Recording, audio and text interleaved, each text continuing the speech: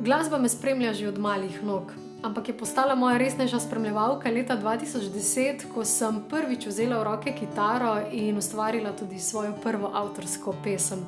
Takrat sem začutila, da me glasba izpolnjuje bolj, kot sem si kadarkoli upala priznati. Od takrat sem posnela že več videospotov, med drugim za pesem Poleti kot ptica v nebo. Poleti kot ptica v nebo, mi pravi angel nežno in lepo. Za pesem Jaz in ti. Jaz in ti, le jaz in ti. Za pesem Oprosti mi. Oprosti mi, oprosti mi. In še za nekatere druge avtorske pesmi.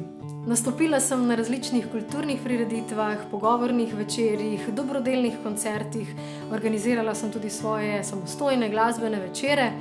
Če si želite pridih moje avtorske glasbe tudi vi, bodisi v intimnem vzdušju manjše skupine ljudi ali na kakšni večji prireditvi, se z veseljem odzovem na vaše povabilo in zapojem tudi vam.